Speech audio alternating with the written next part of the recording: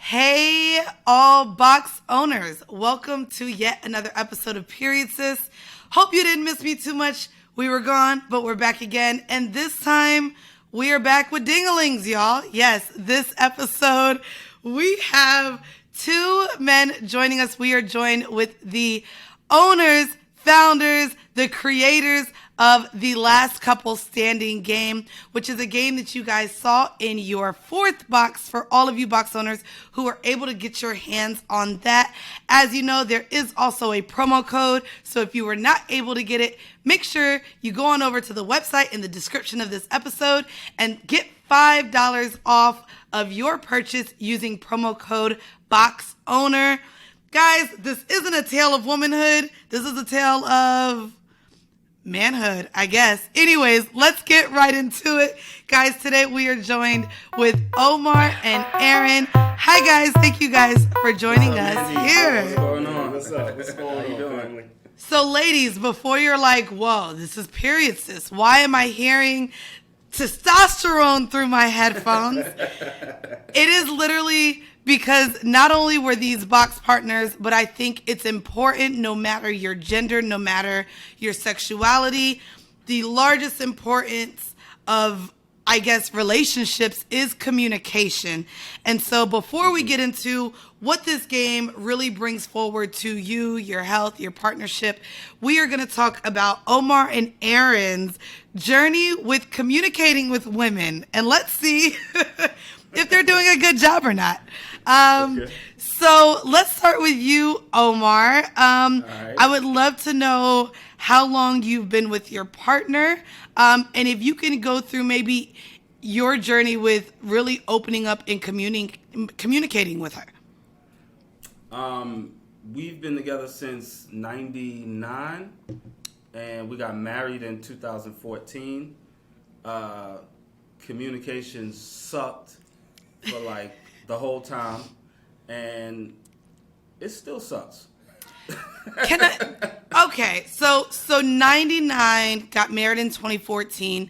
We're in 2021. So I'll be honest, I was 8 years old in 99. So the fact that you were married or got together in 99, I want to ask you, why do you feel the communication was so poor early on and even still now a struggle?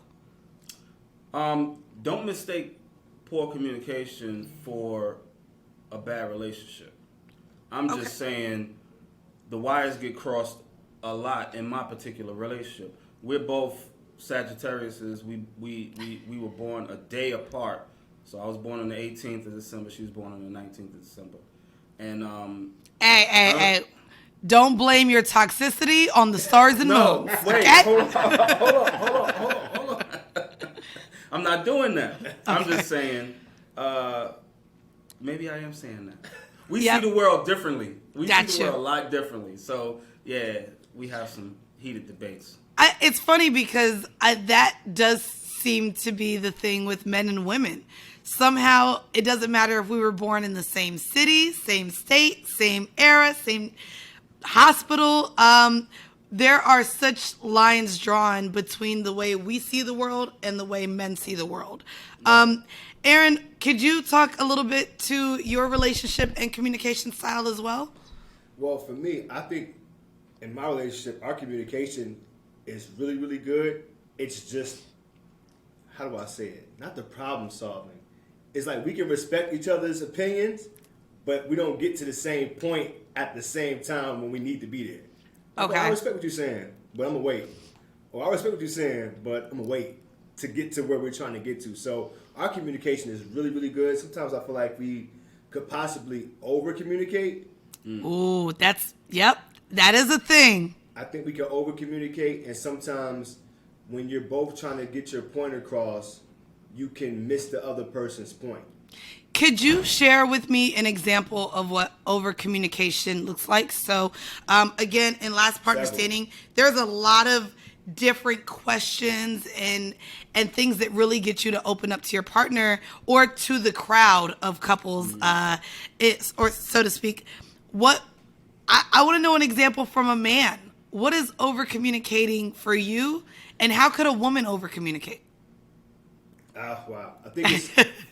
You hit. Okay, now you got me going into my relationship bag. Yes. The thing about it is, I think if a person asks for something, they shouldn't have to ask for it so many times, because then it's an over communication. If I'm going to continue to say, hey, I need this, this, and this, and you're not providing it, then there's an over communication. I don't want to keep saying what I'm saying over and over again, and vice versa for a woman to a man. If a woman's saying, I need this, this, and this, and this, and you're not doing it after several parts of communication, then I'm over communicating. Now that's when what's the old phrase? The nagging happens. That's when it becomes nagging. It's crazy because my over communication, when I think of it, is oversharing. That's actually been something that I tend to do. So I feel like I just overshare when I shouldn't, and it essentially ends up. You see it in me? Yeah. It ends up biting me in the ass. I feel like, ironically, maybe I'm too honest sometimes. And what's crazy is on the catch side, most women want more honesty from their partners. Do they really? Now, see, we're going to get into it. I feel like men believe that women cannot accept honesty. And so, therefore, you go into something thinking that there has to be a lie or you have to sugarcoat something when in reality, we want the truth. I think men fear so much in showing up as who they believe their partner wants them to be that that they're not fully honest altogether because they fear losing their partner if they're honest because y'all don't be shit. No, I'm sorry. I think it's the opposite. I think that women want the truth as much as they can handle it. But okay, so with you saying that, I do believe there is not a gauge in which men seek to see how much of the truth a woman can handle. They they just feel like, oh, she can't, so I won't give that to her. Right. And I think, or that she can, but there's a limit into which. And Omar, I talked to him about my relationship. He said sometimes I can be too honest. Or like, damn, you said that? I'm like, yeah, I said it. That's how I felt. You didn't have to say that, nigga. But you could have said it a better way. And I think that there's a happy medium that every relationship has to find in terms of the quote-unquote truth or oversharing or undersharing. There's a gray space. I think there's a little bit of self-preservation, too, when you say a man feels like, the woman can't handle the truth. It may not be that, because I know in my relationship, I know my wife can handle the truth. You know what I mean? She's more rugged than I am. Like she a gangster for real now. But I'm thinking about, if I give you the truth, what am I going to get back? So if I tell you, I don't really like that wig, it looks a little weird on your head, like it's lumpy back there. So, right? What am I going to get back? You know what I'm saying? So, and I'm just using a joking situation, but it could be more real. It could be realer things, like, you know what I'm saying, more pertinent things to your relationship. And especially, I know my wife, she got bite. You know what I mean? If I say something to her, she gonna come back. You know what I mean? She's from Harlem, so. Say less. Say less. There you go. So that I think a lot of men, maybe it's you can't handle it. Maybe I don't really want to deal with what you about to give me if I tell you the truth. Okay. So were your partners at all involved in creating some of these questions for Last Couple Standing? Did any in particular cause an uproar in your home? Yes. I would love to maybe get into those because, guys, when you get this game, it literally I've gone through quite a few of the questions, and it really gets you to thinking, but also it's a question that once asked, you really see, is this something you really want your partner to answer? You get into it now. One of these is, would you rather be miserable and single or happy in a polygamous relationship? Ironically, with this is one that I actually have talked about with my friends. Yeah, okay. Because the idea of cheating or the idea of non-monogamy or the idea of not one person ever just being with one person for the rest of their lives being a realistic thing. The idea is, so would you rather just be miserable single, or would you be open to another lifestyle type of conversation? Right. Who came up with this question, and was this one that you had in your home at all? Aaron. Okay, so yes, I definitely came up with that question, and it definitely caused some feathers was definitely ruffled, to say the least. And don't point at me. I ain't got nothing to do with this question. Hold on. So you on your own, Jack. Listen, look, you gonna throw me out there? Hey, the bus right there. Get in there. So I'm with the alternatives, or at least thinking about exploring it. And the situation wasn't talked about in depth before the question came up, and it just opened a whole can of worms. And it opened a can of worms during when we was doing a test run. Remember we was on the rooftop? Yeah. There was some tension, and I thought everything was cool. It was tension with me and mine. Right. Is this? Can I ask you? Clearly, I'm open in talking about non-monogamy, ethical non-monogamy, of course, or being in the lifestyle as it pertains to swinging, open, poly. Where did you fall on the side of this card? For me, Omar's face was just like, I don't know if you're supposed to answer this. Right, stump. Give me a stump. Hold on, man. Listen, as I've been going through my adult journey, I just noticed and I look at everything. There it is. Take a stump. That's the one right there. Please, I'm out. I just noticed that we have, first and foremost, I'm an 80s baby. So I told Omar, we're the first generation to see major divorces. Right. And my parents, I come from a divorce background. So looking at the whole scope of how life has been put in these boxes, you need to get married, stay married with this person till death do us. Sometimes the death is not an actual physical death. It'd be a emotional death. And people don't dive into that and say, no, this relationship is dead. Not physically, emotionally. And I think that too often we're looking for, especially women, y'all, there's a thing called the Disney, what did Lamar say? It's like a Disney syndrome or something like the princess syndrome, where y'all have been taught since a young age, I'm looking for Prince Charming to do this, and this. And I'm looking for this one man to complete me. That's not necessarily realistic.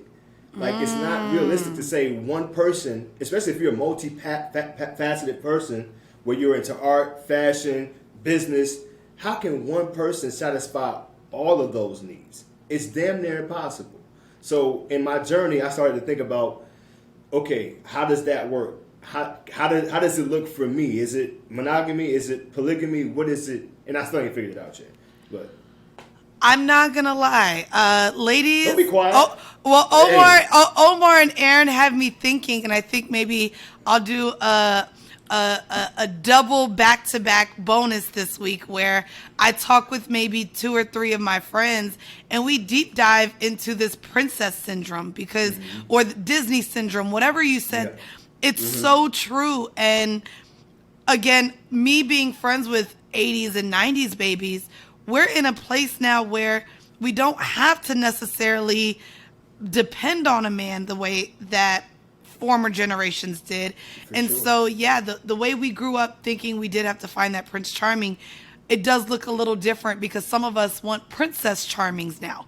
Maybe some of us want princess and princesses. Like, there's so many different ways that our minds have opened up to relationships. I do love this. One of the other ones that I saw, which, guys, this is how deep it gets into. One says, if you're doing your partner's laundry and find skid marks in them, do you tell your partner? hell yeah. Y'all are both laughing about that. I mean, one of the other ones I really liked, which I'm going to make sure I pull this up when I'm with my friend. I'm going to say he's just my friend. Dirty dishes or dirty sheets? There's a huge conversation with me regarding the dishes. She looked bad. The dishes that stay in my sink. I love those type of questions that are brought about because those actually cause passive aggressiveness. They cause resentment. Right. There are a lot of things regarding as well with us being 80s and 90s babies, finding the balance in patriarchy standards and also just the roles in the household. Men can do the dishes too. So if there's dishes, you can do them. Taking out the trash is not only a man's job. The woman can do it too. Like, I guess there's a give and go. Yeah, I want to know. I want to know through some of these questions if they started from what you guys experienced in your own home, if you had friends send in some, if you guys can walk through some of the questions and how they came about into this card deck, I would love to know that. Well, that particular question right there is a question that I created, and the reason why is because I'm like I've been since like 12 years old. Like my underwear got to be clean, like so I thought about like what I just went in my head all the situations that I was in. You know what I'm saying? It was just like at one point in time, my wife would do all the laundry. You know what I'm saying? And she brags to people that I ain't never seen no do the streets of Omar's laundry. So that's kind of where that came from. Like the adverse of that, like what would, you know what I'm saying? So. Oh, okay. Because I was gonna ask you because this is period, sis. Do you, as a man, know the difference between skid marks and period stains in women's drawers? Okay. Of course. Absolutely. Okay. Of course. Always want to check that. To further your question, though, like, so we were working on a different project with a therapist, a friend of mine. He's a licensed therapist. And the question came from that project. And we just etched that out and started working on this. The questions came from our personal relationship.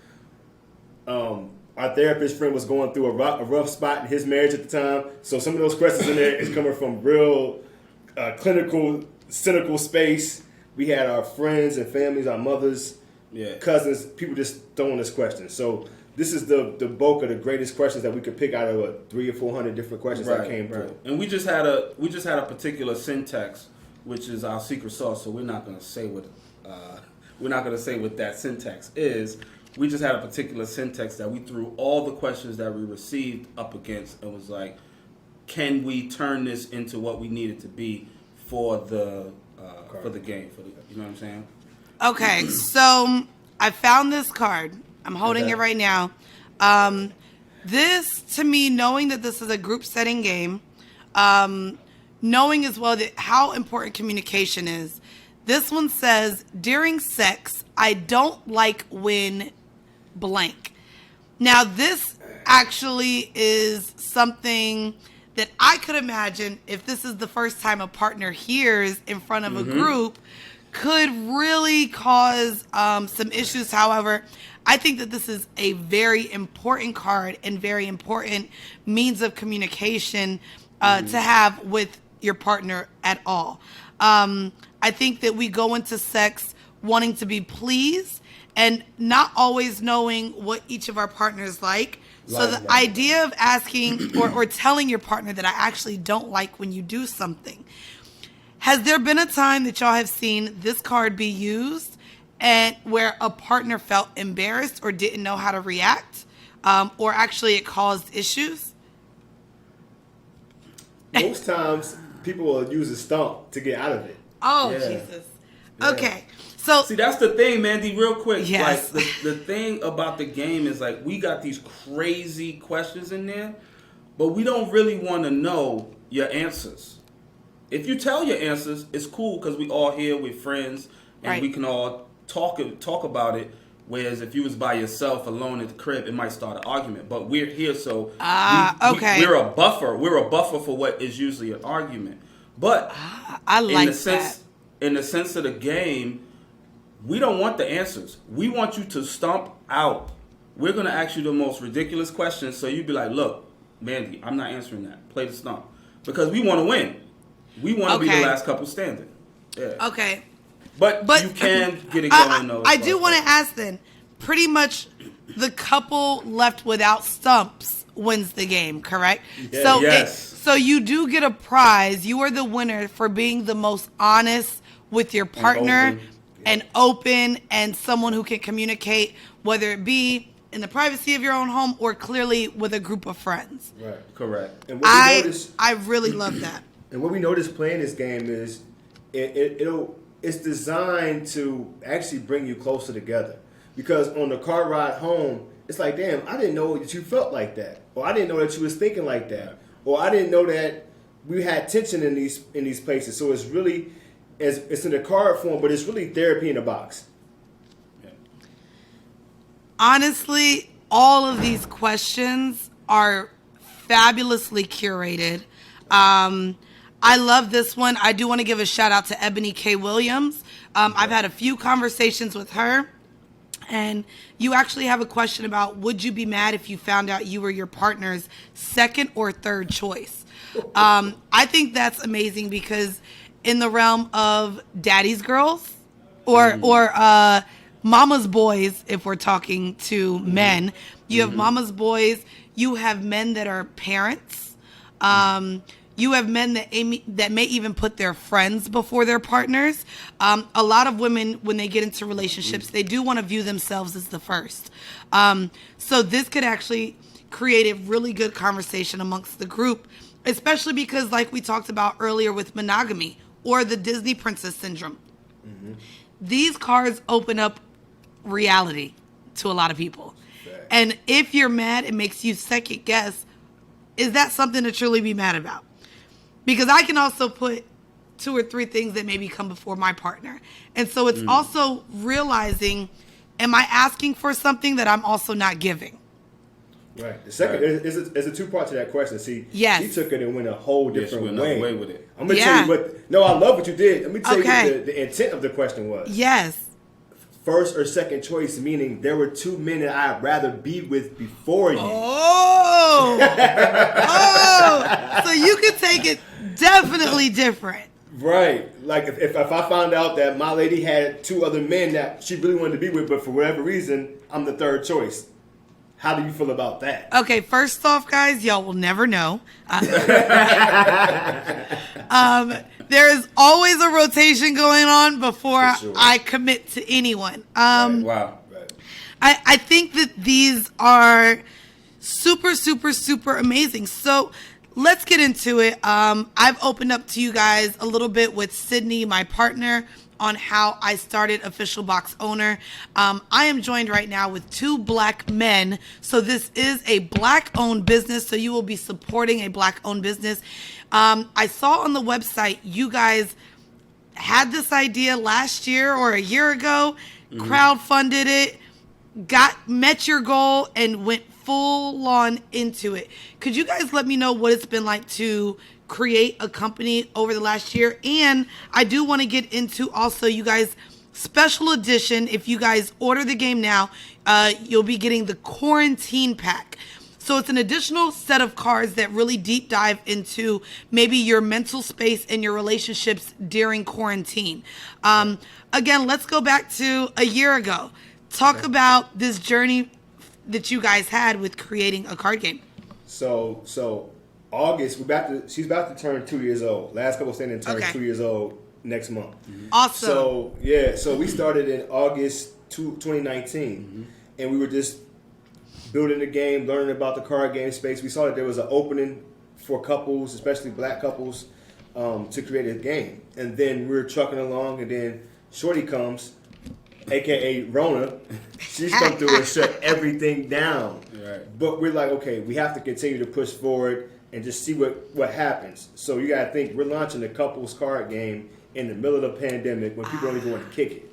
Right. So we just was ballsy with it. Like, let's just see what happens. We got funded $10,000 in 26 hours or something like that. Yeah. So we met our goal really quickly, and we just kept pushing. I mean, I think that there was resistance with the game because of the aspect of getting together, but I think that there was enough synergy and enough curiosity around it for people to say, no, we really want to get this game and at least hold it until quarantine is over. Right. So well, we know that Atlanta had no quarantine. We know that there were still a lot of spaces where people did feel comfortable being around friends and family. Maybe not in large settings, so I could still see how this worked a bit. But understood. So is that what led to the quarantine pack? Miss Rona? Well, yeah, kind of, sort of. Because we saw what Aaron just said, that, you know, there may be a resistance with people getting together. So we threw around the idea of, like, what if we could do like a one-on-one version where couples can just kind of ask themselves the question, and we could still get sales. Because it was born out of sales. We need to sell this game. You know, so the value proposition became, hey, you get 2 games in one box. So that's, and we named it Quarantine because we was all in the house, in the house on quarantine.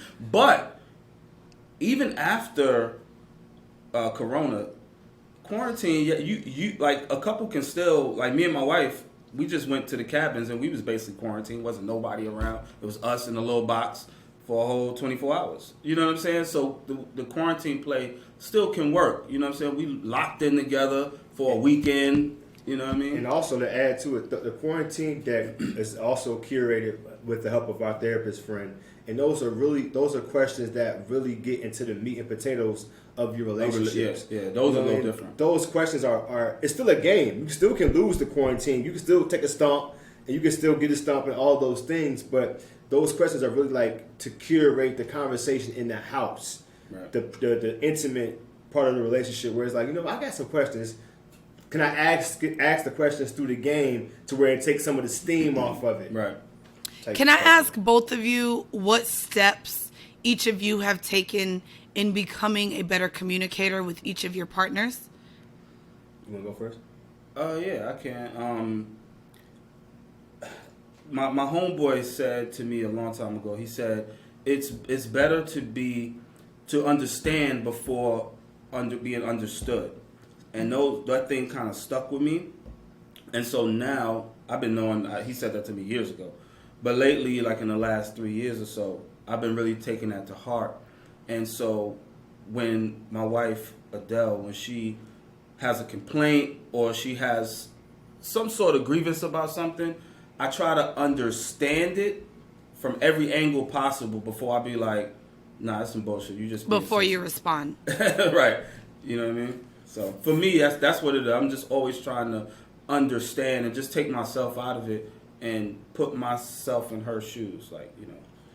For me, it's more like just taking the extra time to process. Like sometimes we're quick to have a response, or quick to, well, I feel like this. Let me just sit back a second and just let it breathe. You know, because when you feel like you're being attacked, the first thing you want to do is defend. And a lot of times, your partner is just really releasing how they actually feel, and it's also not taking things so personal on both sides. Like for her and for me, like somebody could do something, and yes, you're affected by it, but it's not personal. That's the thing. Like anything from cheating to having a conversation to raising your voice, I could be raising my voice at her, but it's not directed towards her. So don't take what I'm saying personal, and vice versa. I mean, delivery is definitely one of the biggest parts, I believe, in communication, only because it's something that I've struggled with forever. And again, I think that that's something that I've personally been working on as far as communication in business, with my partners, with an S, just, you know, figuring out a way to get my point across without offending. Right. And also, again, not taking something personal is very important. I guess before we get out of here, the last thing that I like to leave off with my guests, and again, y'all are the first ones with Adam's apples here. I want to know what advice you have to any person listening who's in a relationship, if they have something lingering on their mind that they don't know how to say to their partner. let's give advice on how to get the courage to tell your partner something that's been bothering you that you don't know how to bring to them. That would be how, and I would love for you guys as men to give how you guys do it, and also how maybe you would like your woman counterparts to come to you in a crisis. There is a sneaky way, and then there's a direct way. The sneaky way, for me, is doing things that the person likes to do. So if your girl likes to go to botanical gardens, take her there where you can kind of disarm the situation. Where if you're bringing it up, it feels like, well, we out in this nice setting, we like out in this beautiful situation where the conversation can flow a little different. Because sometimes when you in your house, y'all both on the defense. But when you outside of your house and you kind of got to behave a little bit better, the conversation may flow a little bit differently. I also think that, and it's going to be super duper old school, I think that writing an email or a letter or a text and just looking at what you said before you send it, sitting with it, and then sending it can help, because now the person, if I say something to you crazy, you can respond immediately. But if your ass got to sit down and read and process, then the what's coming back is going to be a little bit more thoughtful than first off, y'all hate long ass paragraph ass messages. So don't be lying to the people. You like it. I'm cool with it because okay, I know so it's definitely knowing your partner then. Okay. I don't like them back. Like if you give me one long ass text, cool. Let me sit with that. Don't give me long text, 80 bar freestyle, 20 bar freestyle. Let me sit with this first, and then I can respond. I agree with that. I agree with that. My man Minnie Samuels over here. Don't do that. Not Kevin Samuels. It's about Minnie Samuels. That is hilarious. I would say that's what I do. Go ahead, Omar. Your turn. No, I was just gonna say for me, it's more of a gussy up, because like I said, my wife is from Harlem, so I don't know what I'm gonna get back. So this thing has to be like a battle that I have to have on the table. You know what I mean? You know the saying, choose your battles. So for me, I guess I would say that. Choose your battles. Don't just have a laundry list of shit that the person do wrong, and then you just start spitting everything. Yo, yes. This. Because now the person will feel attacked. Choose that one thing that you really need to get handled, is getting on your nerves, to the point where you're thinking about, yo, do I really want to be in this relationship? Right. You know what I mean? Because once you get to that point, now your back is up against the wall. You know what I'm saying? And you like, all right, if I don't say it now, I'm good. Like you said earlier, I'm going to resent this person. And I don't want to do that. You know what I'm saying? So, but that also takes maturity. So that's a hard question. It does. I know, but we're adults. Yeah. I want to add to that for the ladies listening. Two bits of advice. If you have a grievance, like Omar said, or something that's been bothering you, my number one thing is to never bring it up in the bedroom. Only because once you're in bed, that's supposed to be your happy space. That's supposed to be where you relax. It's supposed to be where he feels comfortable, at ease, like he's away from the world. And so I don't believe in having any deep, profound conversations that could lead to an argument in the bedroom. Only because that's a space that should be for happiness and exploration and all the nasty. So if you start arguing in the bedroom, you'd be like, wait, let's go out here? Yeah, no. Yeah, take it to the living room, take it to the back, take it outside. Right. But I've literally, like, there's been conversations that started to go wrong, and I'd be like, oh, we're not doing this here. Not in the bed. Like, now we got to get up. Like, no, not before I go to sleep, not before I lay my head down. I also believe that arguments can go unresolved if it leads into sex afterwards. Sex could be a buffer to a conversation never ending, because now you believe, oh, it's resolved because we didn't have sex. And so I think it leaves a lot of wounds open, and it actually doesn't heal anything. Another bit of advice as well, this is what kind of Omar was hinting to.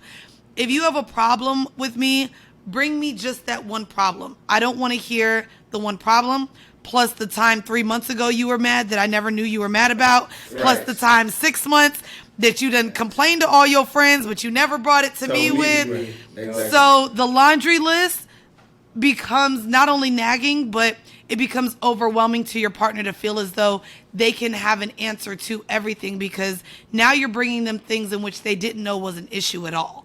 And also, let me add to that. Stop asking people for things that you know they can't do. Like sometimes we'll be at men and women. You'll ask someone for something that's not in their wheelhouse. It's not something that they can actually achieve, either A, because they don't know how to, or you didn't give them the tools to do it, or they just don't have the know-how. You can't come to me and say, I need you to be 6'6", bro. It's not going to 5'11". What you want me to do with that? Like, I can't do nothing with that. And vice versa. But we as the communication with our partners, we gotta know our partners' limits and what they can do, and put them in a position to perform in a relationship at the highest level that they can perform at. And be okay with it if they can't. Like, all right, well, I love you anyway, and we're just gonna keep rolling. I understand that, you're not the type to wear weaves down to your back, or the body shape, or makeup, or whatever your thing is, clean up, whatever. You know what I'm saying? Yeah, my issue, y'all know, has been these nails. My ex, he hated them, which is why now they're back. But I still needed to get them done, and he just ended up putting up with them because it was something that made me feel good. Right. Also, it's also one of those things where, and I was just using this example with a homeboy of mine. You can't get with a stripper and then want her to leave the strip club. So when it's as it pertains to men, you can't be with a hoe ass nigga and expect him to be the most faithful. I think it's, again, just love the hoe ass nigga that you got with. And accept it for him, or get with someone that you know can give you the things you need in, like we discussed earlier, monogamy or faithfulness. Because again, like you guys said, knowing your partner is super important. And last couple standing, I think, really is a game that will help you get to know your partner in ways that maybe you didn't know you needed to know them. Omar, Aaron, thank you guys for joining me here on Period Sis. Thank you guys for being the first men here. And thank you for giving us something else that we can support that is Black owned, and that literally will trickle down to hopefully helping communication with Black love amongst Black people and amongst all people. Where can they find your game online? Also, is this something that's going to end up like Uno, where we all make our own rules and we got to sit down and be like, how do you play? Already. No one plays the game right. Like, nobody. They done told us, you don't know what you're doing. We created the game. Right. You can find the game on lastcouplestanding.co. That's lastcouplestanding.co. We are actually expanding really fast. We got expansions coming up in the next 30 to 60 days. We got a drinking pack coming. We got I need that one. I got you. We got a not safe for work pack coming, and we got like another stack of just more questions coming in the next 30 to 45 days actually. Yeah. So, I really like that. Yeah. We're not Amazon, because I know your audience is probably accustomed to buying from Amazon. We're not Amazon, but we can get you, if you order today, we can get you your order within 3 to 5 days. And we also ship all around the world. The places we don't, like, say for instance, China? No, not China. Let's say Kenya. Okay. Say one of your listeners is in Kenya. If they say, hey, I don't see Kenya on the thing, if they hit us up, we can add Kenya right then and there. So, oh wow, that is customer service, honey. Yeah, right. just let us know that you at in the bottom of some volcano somewhere, and we'll get you last couple steps. That is amazing. And you know what? For any of my listeners listening, once you hear this episode, even if you don't have the game yet, hopefully we can get it in your hands. I would love to do some Instagram lives with some couples to really see how open they are with their partners. Hopefully I can bring this as well to Patreon. But I absolutely love this. I'm going to try it on vacation with homegirls and homeboys, just because I think these questions also just open up to really you getting to know maybe yourself. I think it's important to also maybe know yourself before commitment. So some of these questions can do that as well. Omar, Aaron, thank you guys so much for joining me. Stay tuned, you. guys, because as always, I'm going to leave off with some stats and facts as it pertains to communication in relationships, and also drop that promo code once again. So, guys, thank you all for listening to yet another episode of Period Sis. Again, stay tuned. And, guys, thank you all so much for joining me here. Thank you. Thank you.